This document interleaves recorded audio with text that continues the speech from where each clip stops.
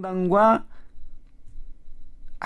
새누리당 네. 여기가 하나의 틀로 묶이면서 막판에 하나가 같이 되면 가게 되면 그래도 진보가 유리하겠지만 그렇게 녹록하게 좋습니다. 놓고 볼 싸움은 아니다 이렇게 보이는 거죠.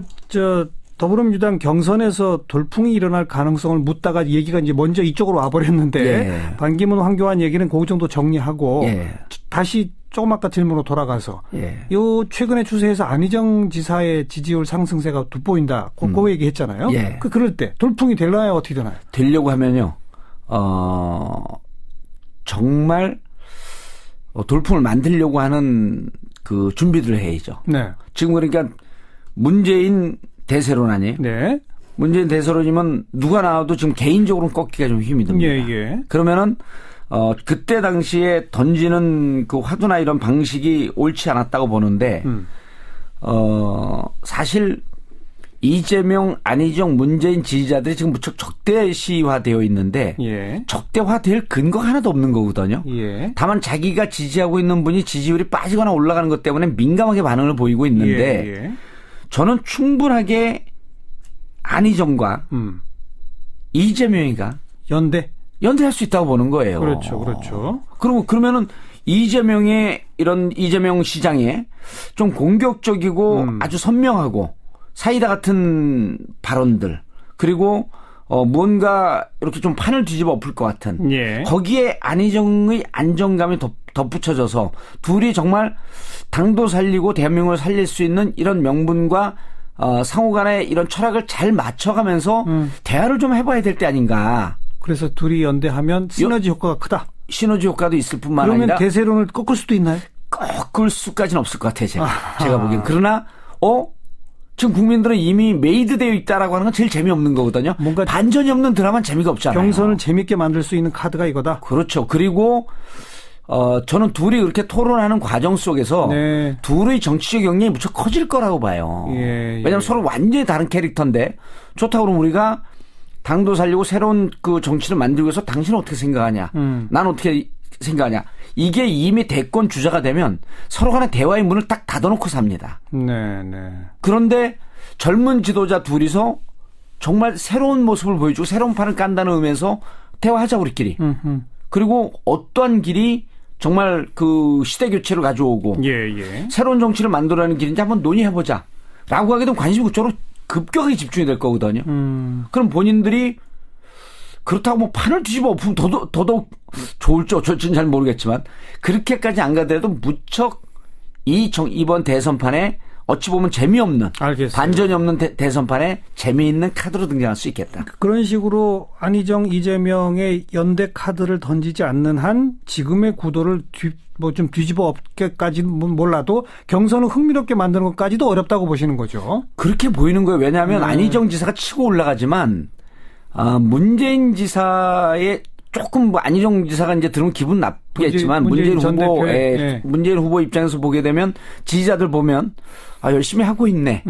이렇게 하면 대립적 감정보다는 열심히 하고 있으니까 예. 자 안희정도 훌륭한 인물이니까 품앗이하는 듯한 이런 느낌이 많아요. 근데 이게 경선 때 대립적으로 하면서 정책도 경쟁하고 인물도 경쟁하고 이런 대립 구도를 좀 만들 필요는 있거든요. 예. 적대시는 아니더라도 그런 거를 만들 필요가 있겠다. 너무 지지자들이 오버래핑 되어 있다. 겹쳐져 있다. 알겠습니다. 예. 자, 마지막 이제 변수가 이른바 제3지대 빅텐트 이렇게 예. 이야기 나누는 대목 아니겠습니까? 그건 성사 가능성이 있어요, 없어요? 또 더불어민주당의 김종인 전 대표는 왜 자꾸 또 탈당설 이런 게 나오고 그럽니까? 어떻게 생각하세요?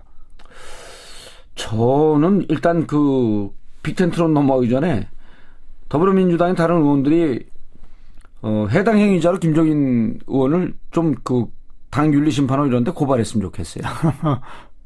개인적으로. 예. 왜냐하면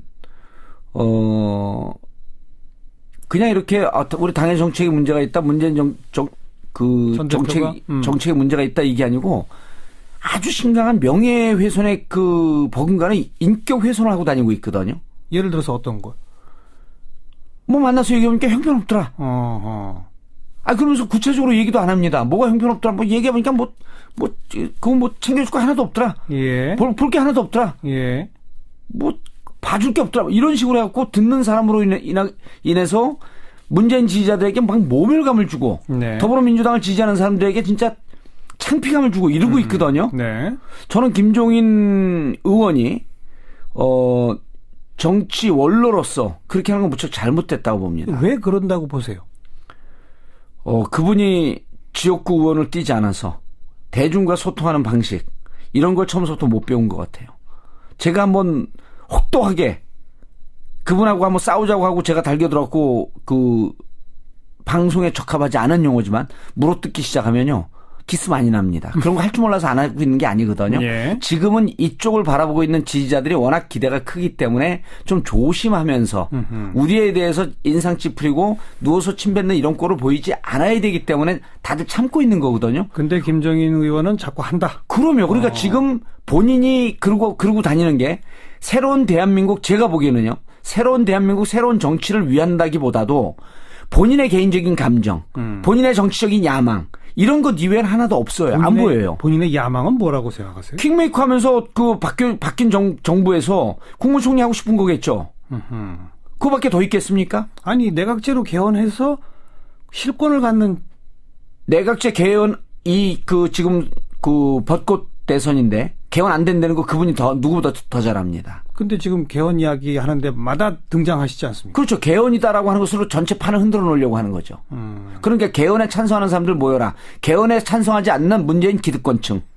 네. 최희애 박근혜. 이런 얘기들이 나오는 거 아닙니까? 손학규 전 대표도 비슷한. 최희애 박근혜라고 얘기하고 있잖아요. 기득권. 아니 민주주의를 위해서 싸우고 박정희 정권으로부터 탄압받고 있는 사람에게 박근혜하고 또 그 국정농단의 주역이고 탄핵의 대상이 되고 있는 박근혜 대통령과 똑같은 프레임을 씌우는 거는요.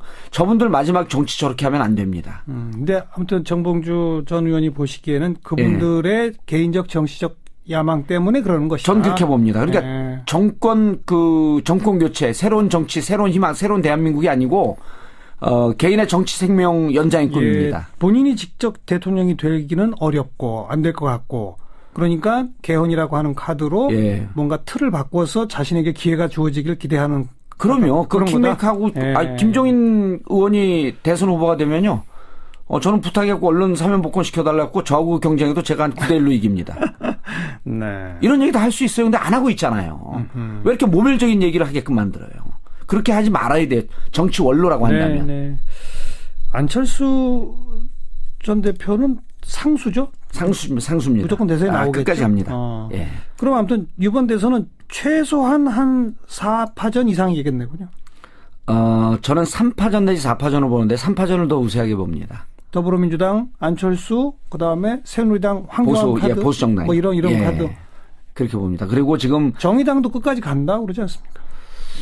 정의당은 그때도 얘기를 했었지만 연정 그러니까 정책연합 새로운 정부의 그러니까 후보 단일화가 아니고 그런 정치공학이 아니라 새로운 정부를 같이 구성한다라고 하는 것에 대해서 기본적으로 동의를 하기 때문에 전 그 변수가 될 거라고 보고요. 정의당 지지하는 사람들에게 이렇게 무슨 자괴감을 주려고 그런 건 아니고 다만 지금 빅텐트를 주장하는 사람들은요. 이렇게 보면 됩니다. 황교안이나 반기문 특히 황교안 쪽으로 가는 것이 황교안이 이제 상수가 된다고 한다면 그쪽으로 가는 것이 유리할까? 안철수에게 가는 게 유리할까? 그 계산기 두들기는 것밖에 없어요. 예. 그러니까 그분들이 무슨 정치의 중심에 서서 이 전국을 끌고 가고자 하는 주도 세력이 될 가능성은 전 전혀 없다고 보는 겁니다. 아직 계산이 안 끝났군요. 그 대목에서는. 왜냐하면 받아주려고 하는 데가 없으니까. 바른정당은 그러면 어떻게 되는 거예요? 저는 이렇게 될 거라고 봐요. 반기문 전 유엔 사무총장이 제3지대를 선언했잖아요.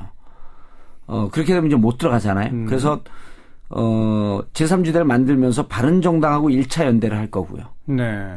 근데 제3지대로 못 가면서 그냥 바른정당 중심으로 갈 가능성도 높습니다. 조퇴로 해버리게 되면. 그래서 여기서 1차 단일화가 되고 여기서 유승민이나 남경필 등등의 후보를 만들면서 후보가 없으면 정당은 죽으니까요. 그러면서 이제 새누리당과 경쟁 구도로 가는데 결국은 그걸 또 합친다? 합칠 가능성은 거기도 또 정책연대 이런 식으로. 무척 높습니다. 무척 높지만 이분들은 이제 이때쯤 되면 이번 대선 포기하고 이후에 존속 가능한 정당으로서 누가 남을 것이냐라고 하는 잔존 경쟁을 할 가능성이 높아져요. 네. 그런데 이제 대세는 제가 보기엔 새누리당 쪽으로 갈 가능성이 높다고 봅니다. 황교안 대행 때문에. 오늘 짧은 시간이지만 앞날 있을 예측을 또 많이 하셨는데 예. 다음 달에 만났을 때 얼마나 맞았는지 제가 점수를 매겨드리도록 하겠습니다. 알겠습니다.